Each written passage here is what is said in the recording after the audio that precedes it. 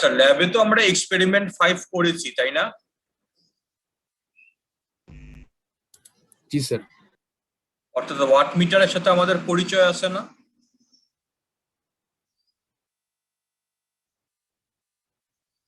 জি sir. আচ্ছা, so আমার watt meter এটা রিয়েল পাওয়ার মেজার করে। এটার দুইটা কয়েল আছে।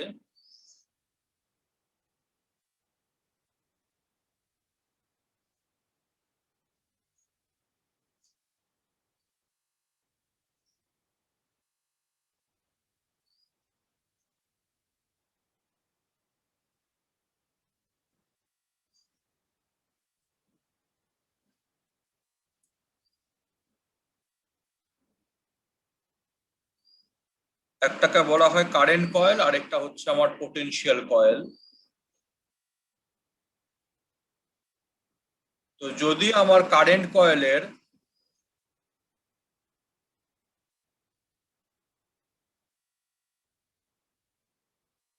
পজিটিভ টার্মিনাল দিয়ে আই ফেজর কারেন্ট এন্টার করে, where I phasor হচ্ছে সাপোজ IM theta I, আর পোটেনশিয়াল কয়েলের অ্যাক্রসে ভোল্টেজ যদি হয় আমার V ফেজর, where V ফেজর হচ্ছে আমার VM theta V, তাহলে এই ওয়াট মিটারটা, এই যে আমার ওয়াট মিটারটা, এই ওয়াট মিটারের রিডিং হবে আমার half VM IM cosine theta V minus theta I।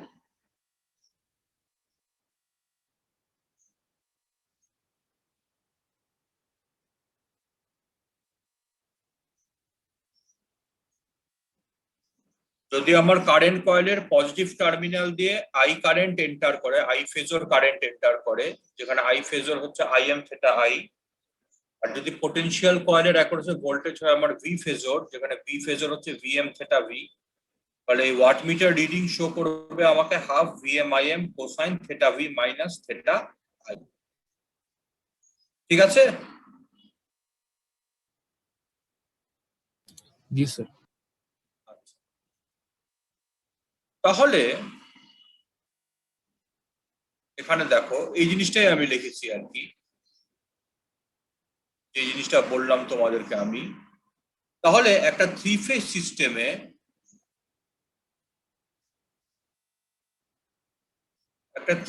সিস্টেমে যদি আমি একটা থ্রি ফেজ সিস্টেমের স্কেমেটিক তো এইটা, তাই না? থ্রি ফেজ সোর্স আছে, থ্রি ফেজ লোড আছে, connected by three wires, line to line, মানে লাইনের মধ্যে তিনটা ওয়্যার কানেক্টেড ABC।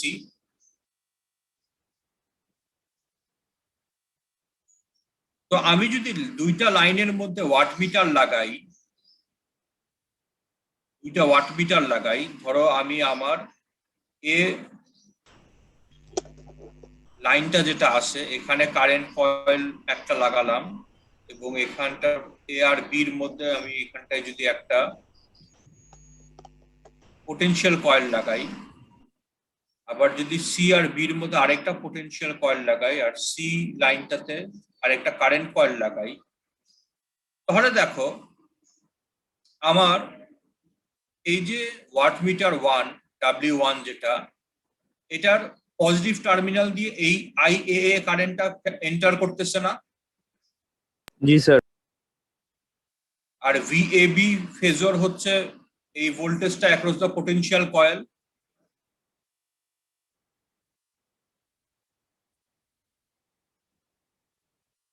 তাহলে আমার ওয়াটমিটার 1 এর রিডিং কত হবে? এটা না, half magnitude of IAA into magnitude of VAB into cosine of theta 1, where theta 1 হচ্ছে phase difference between VAB and IAA, তাই না? জি স্যার। একইভাবে ওয়াটমিটার 2 টা দেখো, এটার আই কারেন্ট দিয়ে এন্টার করতেছে, মানে সি পজিটিভ টার্মিনাল দিয়ে এন্টার করতেছে আইসিসি কারেন্ট, আর প্লাস মাইনাস হচ্ছে ভিসিবি।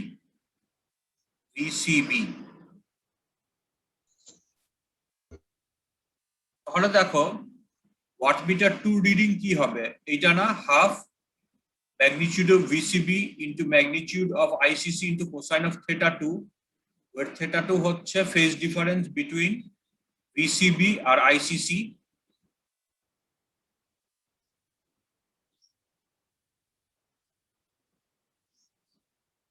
তাহলে এটা দেখানো যায় যে ডেরিভেশন জানার দরকার নাই, যে total three phase power absorb by the load, total three phase real power absorb by the load হচ্ছে সমান সমান W1 প্লাস W2। এটা দেখানো যায়, ডেরিভেশন জানার দরকার নাই। আমরা একটা অঙ্ক করব, যে অঙ্কে দেখা যাবে যে এই রুলটা স্যাটিসফাই করতেছে, অর্থাৎ এটা যে সত্য এটা প্রমাণিত হবে। আমাদের থিওরিটিক্যাল ডেরিভেশন দরকার নাই, আমরা ম্যাথমেটিক্যালি প্রুফ করে দেখাবার দরকার নাই যে এটা সত্য। একটা অঙ্কের মাধ্যমে আমরা প্রমাণ করব যে এই জিনিসটা সত্য। সো অঙ্কটা আমরা দেখি। এই অঙ্কটা তোমাদের ক্লাস নোটেই আছে। যে এখানে দেখো আমার একটা ওয়াই ডেল্টা সিস্টেম, এখানে দুইটা ওয়াটমিটার লাগানো আছে, এ আর বির মধ্যে একটা আর বি আর সির মধ্যে একটা। পোলারিটি গুলো দেখানো আছে, প্লাস মাইনাস কোন দিকে কি আছে। এখন আমাকে বলা হচ্ছে যে show that PL equal to W1 plus W2, অর্থাৎ total three phase power absorbed by this load হচ্ছে W1 প্লাস W2। তো আমরা যেটা করতেছি সেটা হচ্ছে যে যেভাবে আমরা একটা ওয়াই ডেল্টা সিস্টেম আগে সলভ করছি সেইভাবেই আমরা শুরু করব।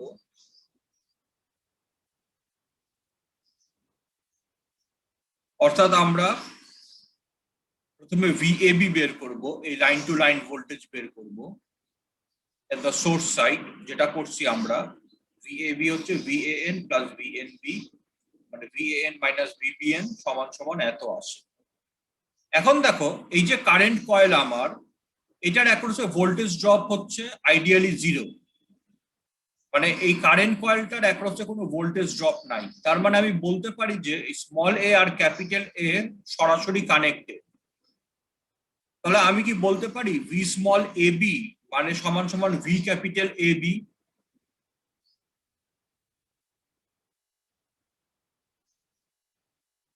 জি স্যার। কথাটা বোঝা গেছে আমার?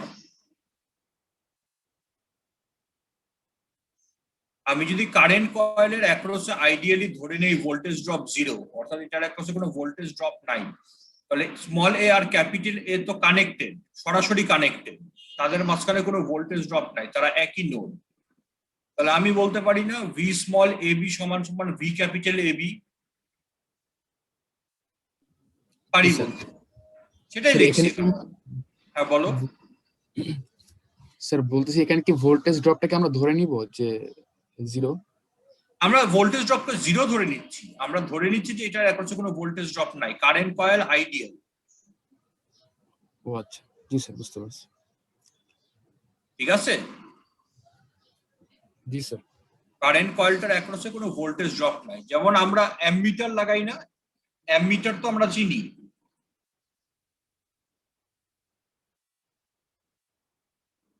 অ্যামমিটার অ্যামমিটার তো আমরা চিনি তাই না, 1 থেকেই চিনে আসছে অ্যামমিটার, কারেন্ট মেজার করে।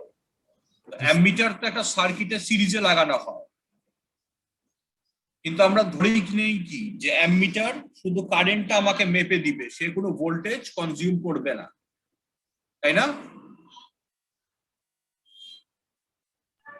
জি স্যার। সেটাই এখানে কারেন্ট কয়েলটা একটা অ্যামমিটারই। আমি অ্যাজিউম করতেছি যে আমার কারেন্ট কয়েলটা আইডিয়াল।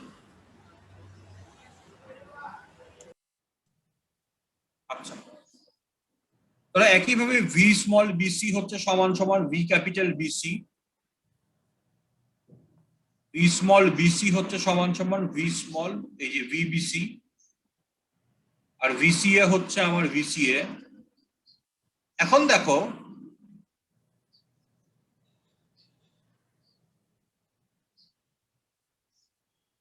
ভিসিবি, আমি তো বের করছি ভিবিসি, তাই না?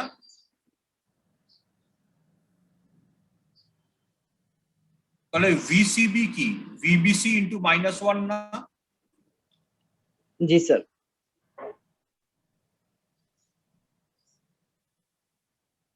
সো এটা যদি করো তাহলে এটার অ্যাঙ্গেলটা জাস্ট আমার 180 ডিগ্রি ঘুরে যাবে, অর্থাৎ -90 হয়ে গেছে। এখানে ভিবিসি ছিল 90, এখন ভিসিবি হচ্ছে অ্যাঙ্গেলটা হচ্ছে -90, 180 ডিগ্রি শিফট হয়ে গেছে। আচ্ছা,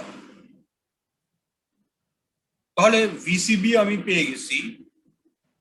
এখন আমি তো জানি যে W1 হবে সমান সমান এত, তাই না? তাহলে আমার আইএএ লাগবে, ভিএবি তো আমি পেয়ে গেছি, এখন আইএএ ফেজরটা লাগবে। আইএএ ফেজর যদি আমি পেয়ে যাই তাহলে আমি θ1ও পেয়ে যাব। সো আইএএ বের করার জন্য আমরা যেটা করব সেটা হচ্ছে যে আগে আমরা এই কারেন্ট গুলো ইন দা লোড সাইড বের করি, ধরো আইএবি বের করি, আইবিসি বের করি, আইসিএ বের করি। তাহলে দেখো আইএবি হচ্ছে কি ভিএবি বাই দিস ইম্পিডেন্স, তাই না? ভিএবি বাই এই ইম্পিডেন্সটা কি আইএবি না? জি স্যার। ঠিক কিনা? জি স্যার। বোঝা গেছে? জি স্যার। তাহলে আইবিসি কি? এই ফেজ অ্যাঙ্গেল, এই মানে আইবিসি হচ্ছে আমার ভিবিসি বাই দিস ইম্পিডেন্স, আর আইসিএ হচ্ছে ভিসিএ বাই দিস ইম্পিডেন্স। তো ব্যালেন্স সিস্টেম যেহেতু তিনটে ইম্পিডেন্স তো সমান, 60 30 ডিগ্রি। তাহলে আইএবি আইবিসি আইসিএ পেলাম।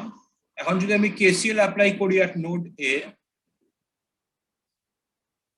এই নোড এ তে যদি কেসিএল অ্যাপ্লাই করি তাহলে দেখো এই আইএ কারেন্টটা কোনটা, এই যে আইএ কারেন্ট যেটা আসতেছে এই কারেন্টটা প্লাস আইসিএ সমান সমান আইএবি, তার মানে আইএ হচ্ছে আইএবি মাইনাস আইসিএ, তাই না?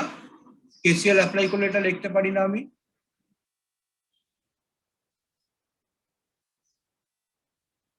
পারি?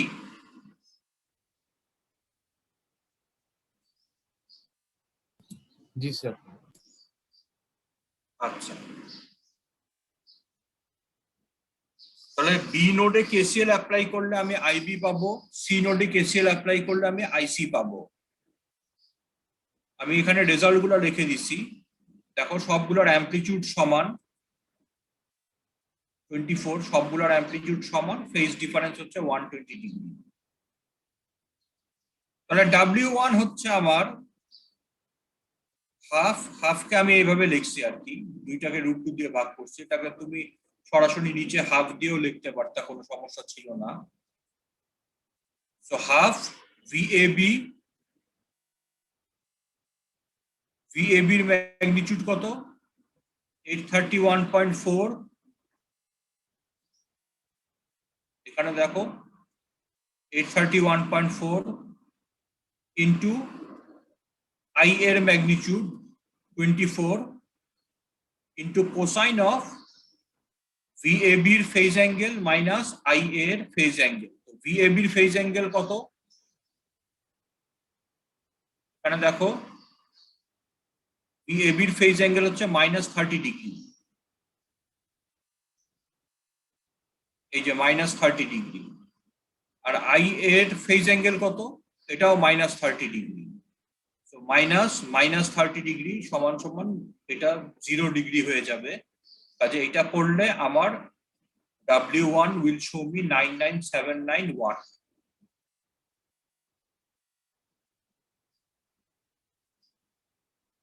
একইভাবে আমরা যদি W2 তে আসি,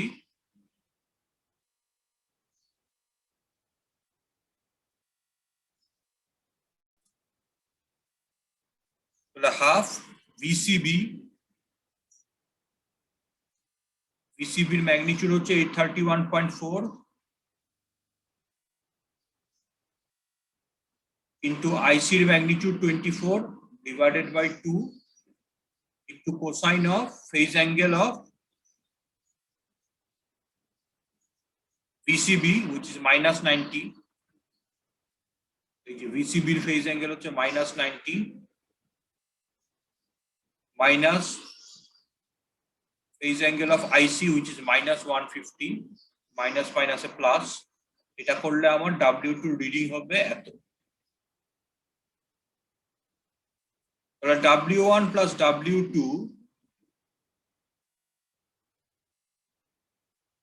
আমি ক্যালকুলেট করতে পারবো। এখন আমরা যদি PL বের করতে চাই, যে শো দ্যাট PL হচ্ছে W1 plus W2, PL বের করতে হবে, অর্থাৎ three phase power consumed by this load. তাহলে পার ফেজ আমি পাওয়ারটা বের করি, যে এই একটা লোড আমার কত পাওয়ার অ্যাবজর্ব করতেছে, এটাকে 3 দিয়ে গুণ দিলে আমি পেয়ে যাব না PL।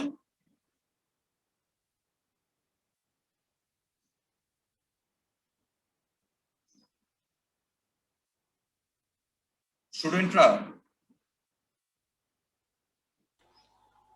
जी सर। जी सर। আমি যদি একটা ফেজ কত পাওয়ার অ্যাবজর্ব করতেছে এটা বের করতে পারি, এটাকে 3 দিয়ে গুণ দিলে আমি পেয়ে যাব না PL। সেটাই করছি, অর্থাৎ আমি একটা ফেজ কত পাওয়ার অ্যাবজর্ব করতেছে সেটা বের করছি। তো সেটা হচ্ছে হাফ VAB এর ম্যাগনিটিউড ইনটু এই কারেন্টটা IAB এর magnitude into cosine of phase difference between VAB and IAB। এই যে দেখো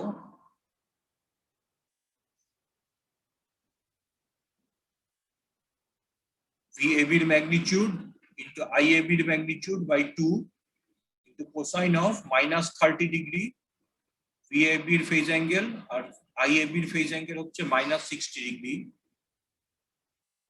এই যে দেখো IAB এর ফেজ অ্যাঙ্গেল হচ্ছে মাইনাস 60 ডিগ্রি, তো মাইনাস মাইনাসে প্লাস 60 ডিগ্রি, তো মাইনাস 30 প্লাস 60 সমান সমান 30 ডিগ্রি। এটা করলে পাওয়া হচ্ছে 489.6 ওয়াট। এটা হচ্ছে আমার ওয়ান ফেজের পাওয়ার। তাহলে আমি যদি এইটাকে 3 দিয়ে গুণ দেই তাহলে আমি পেয়ে যাব total real power applied by the load.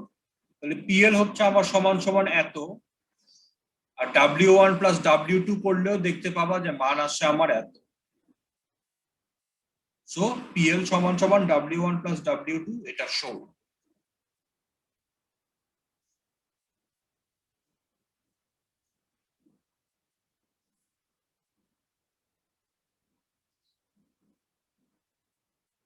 বোঝা গেল?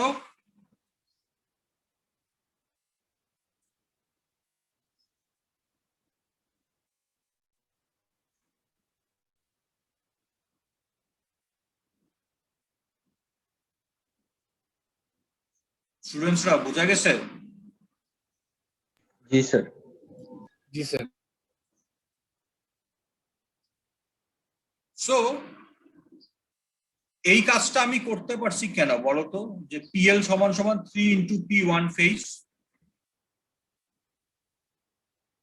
ব্যালেন্স লোড ছিল স্যার, এই জন্য। ব্যালেন্সড বলো, ভেরি গুড, ব্যালেন্সড বলো। সো আজকে যদি আমার এটা আনব্যালেন্সড হতো, এটা যদি আনব্যালেন্সড হতো, অর্থাৎ ধরো আমার লোড ইম্পিডেন্স গুলো 3টা সমান না হয়ে 3টা ডিফারেন্ট হতো, অর্থাৎ যে কোনো একটা ডিফারেন্ট হয়ে গেলেই তো আনব্যালেন্সড হয়ে গেল, তাই না? সো আনব্যালেন্সড হলেও কিন্তু এই জিনিসটা সত্য দেখানো সম্ভব। আনব্যালেন্সড হলেও এই জিনিসটা সত্য, এটা দেখানো সম্ভব। তো এটা যদি আনব্যালেন্সড হতো, এটা যদি আনব্যালেন্সড লোড হতো, তাহলে আমাদের যেটা করতে হতো সেটা হচ্ছে যে আমাদেরকে প্রত্যেকটা ফেজের পাওয়ার আলাদা আলাদা ভাবে ক্যালকুলেট করতে হতো। অর্থাৎ আমাকে PAB ক্যালকুলেট করতে হতো, PAB এই এবি কত পাওয়ার অ্যাবজর্ব করতেছে এটা ক্যালকুলেট করতে হতো, পিবিসি ক্যালকুলেট করতে হতো, পিসিএ ক্যালকুলেট করতে হতো। তারপর তিনটাকে যোগ করে আমি total unbalanced power absorb by the unbalanced load বের করতে পারতাম। 3 দিয়ে গুণ দিলে হতো না যদি আমার এটা আনব্যালেন্স সিস্টেম হতো। তাহলে যদি আমাদের পরীক্ষাতে আনব্যালেন্স লোড আসেও, পার্থক্য কোথায় হবে? শুধু আমাদের পার্থক্য হবে শুধু সবকিছুই আমার আগের মতোই থাকতেছে, এগুলি সবই আগের মতো, এইভাবে আগাতে হবে। মানগুলো হয়তো ডিফারেন্ট আসবে, ইন দ্য সেন্স যে আইএবি, আইবিসি, আইসিএ এখানে দেখো তিনটারই অ্যামপ্লিটিউড সমান এবং তিনজনের মধ্যে ফেজ ডিফারেন্স হচ্ছে 120 ডিগ্রি। এটা আনব্যালেন্সড হলে হয়তো সত্য হতো না, দেখা যেত এদের ম্যাগনিটিউড এবং ফেজ অ্যাঙ্গেলের মধ্যে পার্থক্য আছে, মানে এদের মধ্যে 120 ডিগ্রি যে ফেজ ডিফারেন্স থাকবে এটা হয়তো সত্য হতো না। তো আমাদের শুধু পার্থক্যটা যেটা হবে সেটা হচ্ছে যে আমাকে এখানে P1 ফেজ এটাকে 3 দিয়ে গুণ দিলেই আমি পিএল পেয়ে যাব না, আমাকে প্রত্যেকটা ফেজের পাওয়ার আলাদাভাবে ক্যালকুলেট করতে হবে। যেমন এটা ছিল পিএবি, এবি লোডটা কতখানি রিয়েল পাওয়ার অ্যাবজর্ব করতেছে সেইটা। এরপর বের করতে হবে পিবিসি, এরপর পিসিএ, তারপর তিনটাকে যোগ করে আমি পিএল পেয়ে যেতাম। দেখা যেত যে পিএল সেটাও সমান সমান W1 প্লাস W2 হতো। ঠিক আছে?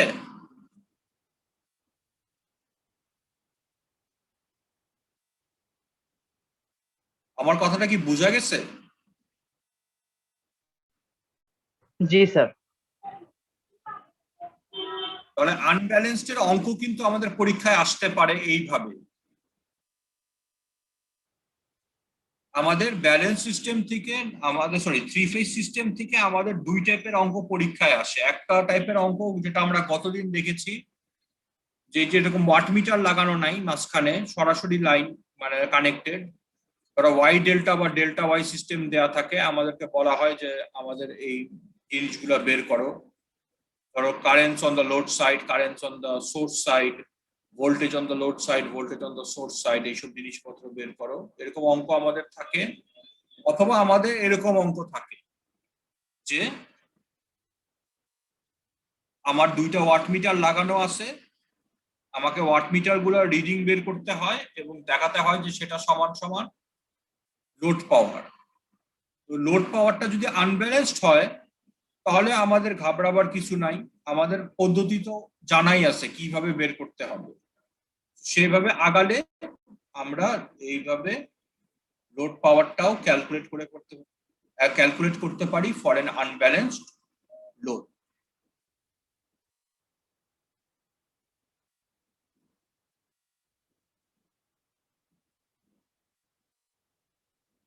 ঠিক আছে? জি স্যার।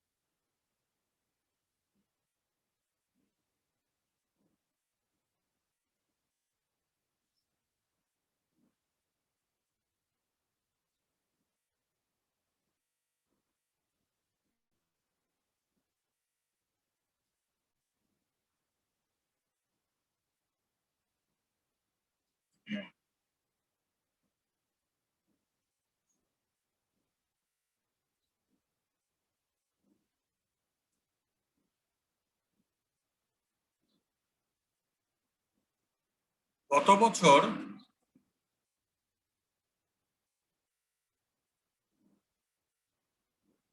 আমার ফাইনাল পরীক্ষাতে এরকম একটা প্রশ্ন আসছিল, এরকম প্রশ্নও কিন্তু আমাদের আসতে পারে। ডিটারমিন দ্য টোটাল, তোমার স্ক্রিন দেখতে পাচ্ছ? জি sir. Determine the total average power, মানে রিয়েল পাওয়ার আর কি, অ্যাভারেজ পাওয়ারের অপর নাম real power, reactive power, complex power at the source and at the load for the circuit.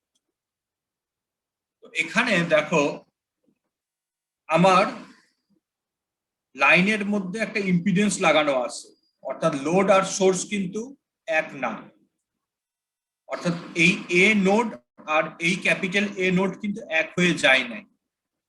খেয়াল করে দেখছো? জি স্যার। সো এদের মধ্যে আমার একটা ইম্পিডেন্স লাগানো আছে লাইনের মাঝখানে। আমাকে যেটা করতে হবে এই ক্ষেত্রে আমার কাজ কিন্তু অ্যাকচুয়ালি কঠিন কিছু না। এই দুটো ইম্পিডেন্স সিরিজে লাগানো আছে না? জি স্যার। তাহলে এই দুটো ইম্পিডেন্স আমি যোগ করতে পারি না? জি স্যার, যোগ করা যায়। এই দুটো ইম্পিডেন্স যোগ করে তারপর আগের মতো যেভাবে আমি অঙ্ক করছি সেইভাবে অঙ্ক করলেই কিন্তু কাজ অনেকখানি আগায় যাবে।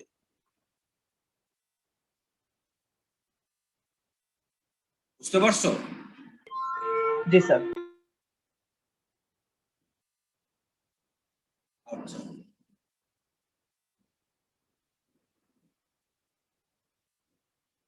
এই দুইটা ইম্পিডেন্স যোগ করবা, এই দুইটা ইম্পিডেন্স যোগ করবা, এই দুইটা ইম্পিডেন্স যোগ করবা, তাহলে আমার যেটা হবে যে এই নোড আর এই নোড তখন এক হয়ে যাবে। দুইটা ইম্পিডেন্স যোগ করলে আমার সার্কিটটা যেরকম সার্কিট আমি আগে দেখছি সেরকম সার্কিটে রূপান্তরিত হয়ে যাবে।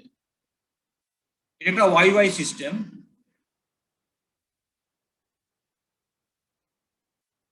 এরকম অঙ্ক আমাদের পরীক্ষায় আসে।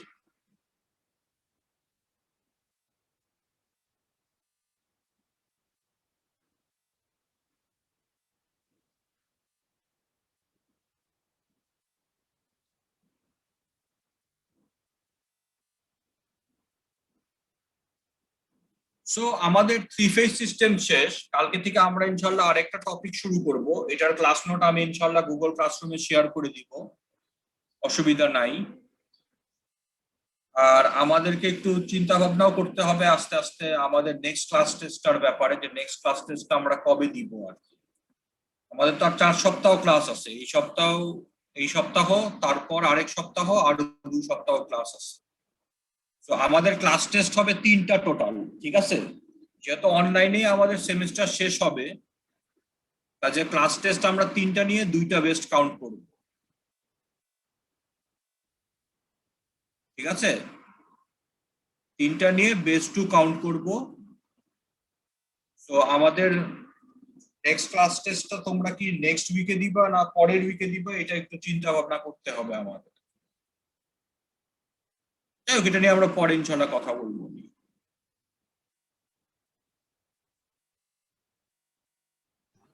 জি স্যার। তোমাদের অ্যাটেন্ডেন্সটা দেখে নেই, আজকে অনেকে অ্যাবসেন্ট আছে, বুঝলাম না এত অ্যাবসেন্ট কেন আজকে।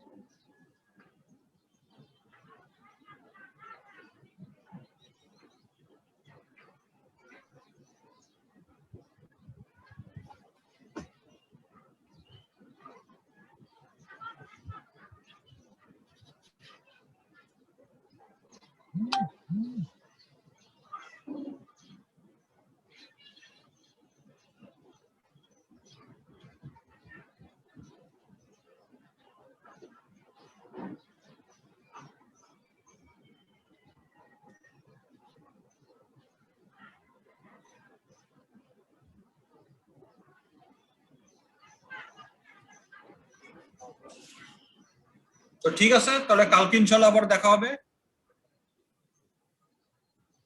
জি স্যার, আসসালামু আলাইকুম। আচ্ছা, ওয়ালাইকুম আসসালাম।